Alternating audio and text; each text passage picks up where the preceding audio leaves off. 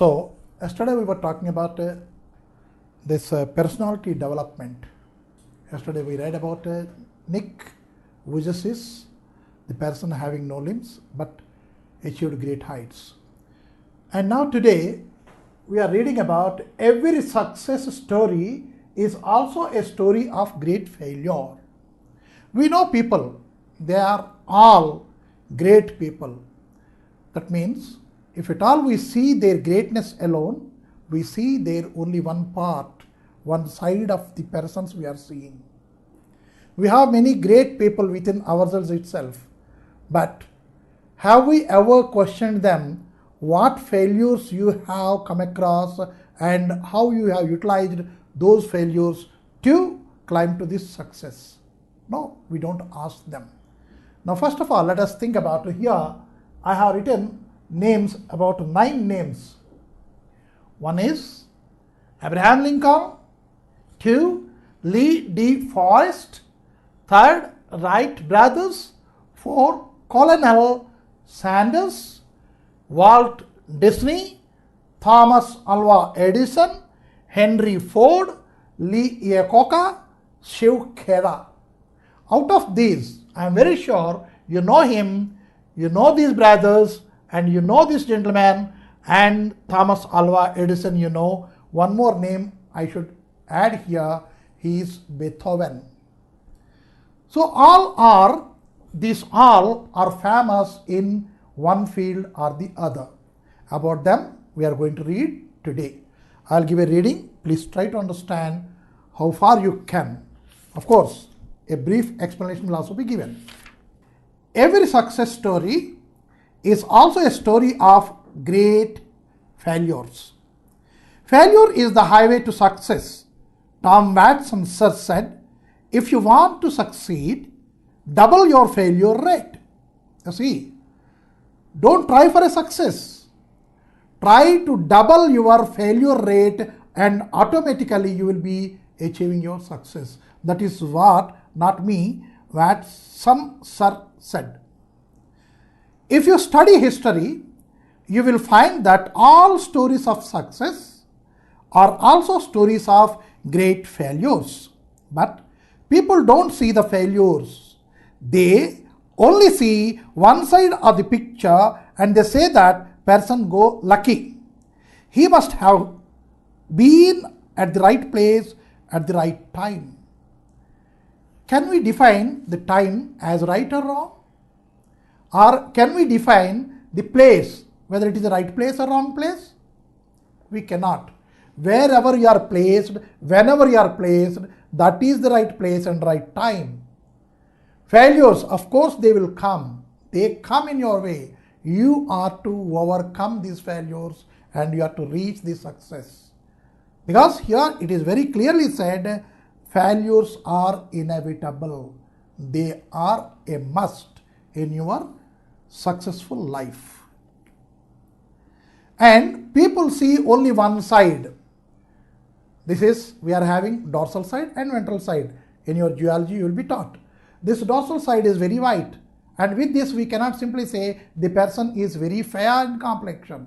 No, here it is the second side. It is dark side of the hand and it is dark. So what is the complexion of the man? Is it a success or a failure? We cannot make out because it is a coin having two sides, success and failure. If it is not there, life is rather, I can say, it is sour in taste. To become it is a sweet one, you should have both the things, success and failure.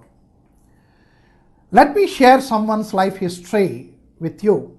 This was a man who failed in business at the age of 21, was defeated in a legislative race at the age of 22, was defeated in a legislative race at the age of 22, failed again in business at the age of 24, overcame the death of his sweetheart at the age of 26 and a nervous breakdown at the age of 27, lost a congressional race at the age of 34, lost a senatorial race at the age of 45, failed in an effort to become the vice president at the age of 47, lost a senatorial race once again at the age of 49, and was elected president of the United States at the age of 52.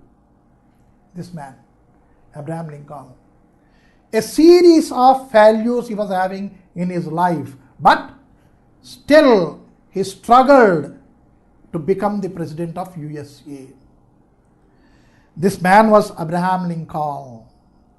Would you call him a failure? No. He could have quit. No, he didn't. But to Lincoln, defeat was a detour and not a dead end. Detour, it is on the way. You are on the journey. Life is, until you die, it is a journey. There may be a comma or a hyphen somewhere or an exclamatory mark, but not a full stop. And don't question yourself. Don't put a question mark. Why me? No. You should put a comma, an hyphen, an exclamatory mark until you reach the full stop.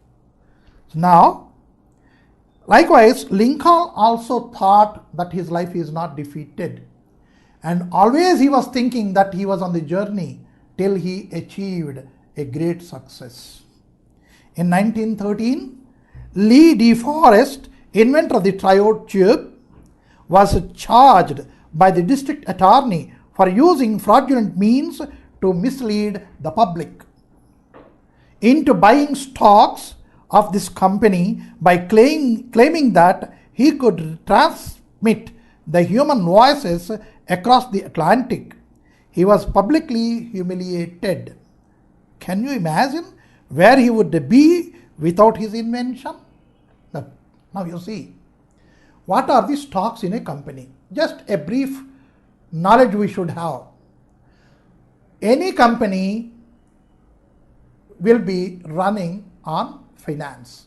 This finance is arranged through certain banks, that is lending, and certain financial institutions and public. Public will be investing in the company, and that public investment is called as stocks. They will be selling the shares at a face value of rupees 10, and thus they will be collecting money, and that is called as stocks. This man has not done any fraud, but he collected money from the public. For what? To run a company, because he was very sure that he has invented some device through which he can transmit human voice from one point across Atlantic to the other point. But people thought he is a deceiver, he is deceiving, it is a deception. Never. He could able to show it that I did it. If at all he was discertained when he was tried and when he was penalized, there this invention of changing the voice from one place to other across the seas would have been lost there itself in the invention. No, it had come now. We are having many other devices now because the science has improved very much, and with a simple touch of your mobile we are talking to any country here now. A New York Times editorial on December 10th, 1903 questioned the wisdom of the Wright brothers, who were trying to invent a machine heavier than air that would fly. 1 week later, at a Kitty Hawk, the Wright brothers took their famous flight. You see, they were publicly criticized by